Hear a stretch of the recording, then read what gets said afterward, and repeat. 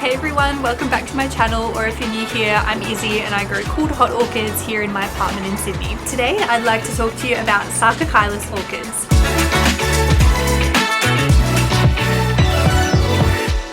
So Sarcochilus are a genus of orchids found predominantly on the east coast of Australia, with one being found in New Caledonia. There are about 19 to 20 species of Sarcochilus, and then these ones that I'm holding here are actually hybrids. Hybrids are often more hardy than the species, easy to grow, so I started off with hybrids and have now got a couple of species that I'll show you in a minute. But these guys come in a range of different colours, which is amazing. So we've got some yellow, some like pinky red, I'd say. I've also got some that are a bit spotty as well, and some are really nice and peppery like this one. In terms of temperature, these guys are often cool to intermediate growers. So here in Sydney, our temperatures are classified as intermediate. So that basically means our nighttime minimums in winter normally stay around 10 degrees, sometimes a little bit cooler, and in summer we get all the way up to, some days we might have a 40-degree day, which is unusual, but generally it's high 20s, low 30s in the day. Being a cool grower, they are really cold tolerant, so if you're in Melbourne or Victoria, or even in southern New South Wales as well, these are amazingly tough and they will be happy outside all year round, which is nice and easy growing wise. In terms of light for these orchids, they do like bright indirect light or bright filtered light as well. So naturally when they're growing on trees or on rocks, there might be some big gum trees above them that will provide some dappled light, but if the light is too low, they won't actually flower. Sarcochilus flower between winter and autumn, and it's actually the lower temperatures and that winter light that will trigger flower spikes. Because the light is lower in winter, they'll get an extended period of light during the day, which combined with cooler temperatures will initiate flower spikes. So as I said before, if they're not getting enough light, you generally won't get spikes. According to the grower that I got a lot of these hybrid Sarcs from, Burrito Orchids, he says if they don't get about 6 weeks of a nightly minimum below 13 degrees, they may not initiate flower spikes. So Sydney and so New South Wales and Victoria is a really good spot to grow Sarcs because they'll often spike, and these guys spike really easily when they want to spike. In terms of watering, because these guys are lithophytes and epiphytes, they want their roots to be soaked, absorb the water really quickly, and then drain really quickly. They don't want a mix that's too water retentive. So when these came to me from Burrito, I bought a pack of 6 flowering seedlings. They were potted in a mixture of sort of a bit of orchid bark, sphagnum moss, and some styrofoam. I found that sphagnum moss was too water retentive for my growing conditions. So one of my main tips is make sure you check A, where your orchids are originally grown or where they are found naturally, and B, make sure the mix matches your conditions and how regularly you like to water. If you're notoriously, like me, a bit of an overwaterer, better to have a less water retentive mix so that their roots aren't getting overwatered and being saturated for too long. They can quickly dry out so that the next time you water, it'll be nice and thirsty for you.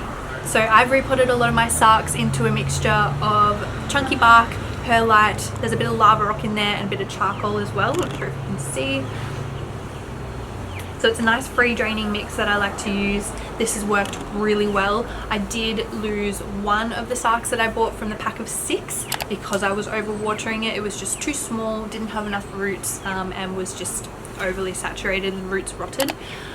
There is another one up there on the shelf that is recovering at the moment, but it's actually doing a lot better now. I kept it inside for a little while to help stimulate its growth. It was more humid in there, so encouraged roots to grow, and now I've moved it outside with its big brothers and sisters to hopefully start taking off out here. I do also have a couple of mounted species of Sarcs that I'll get for you.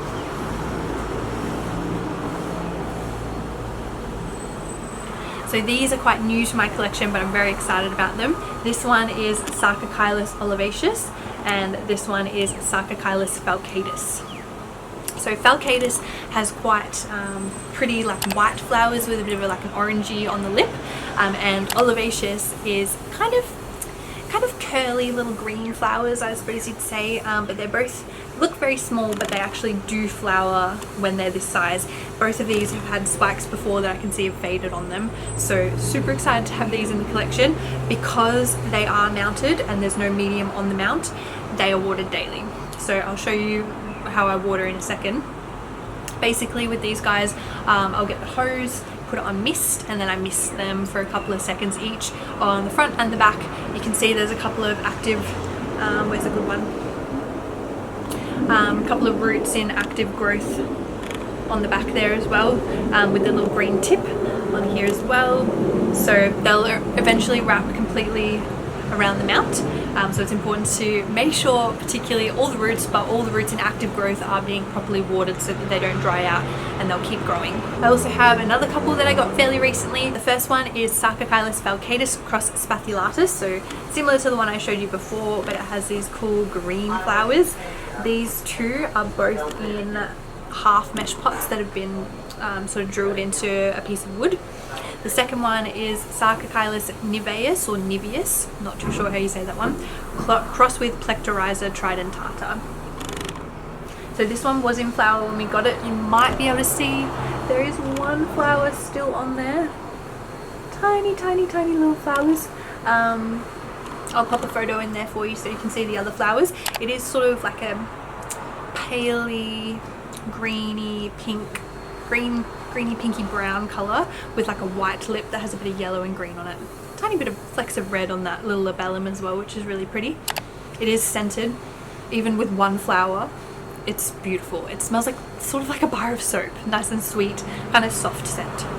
These ones are potted in a mixture. This one is mainly bark, like chunky bark and a bit of charcoal. This one is chunky bark and a bit of perlite as well that I can see in there. So these guys I'm watering every couple of days depending on the weather. Now that it's warming up, it's sort of the middle of spring here in Australia. Probably watering them every 3 days or so, particularly on the warmer mornings. I like to water in the morning so that the roots have got time to dry out during the day, and then they're not too cold. You don't want them to be cold and wet necessarily at the same time. In terms of the other Sarcs that I have, like these ones, the hybrids, these guys do get watered every couple of days now. In winter I wasn't watering them as frequently, maybe every 5 to 7 days I would have been watering them. Also no fertilizing in winter either. The way I water them is I will also get the hose for these guys, put it on mist. I just prefer the mist function on the hose because it means you're not wasting as much water, and you can also run the water over their roots for longer, which gives them a good soaking, which they generally like.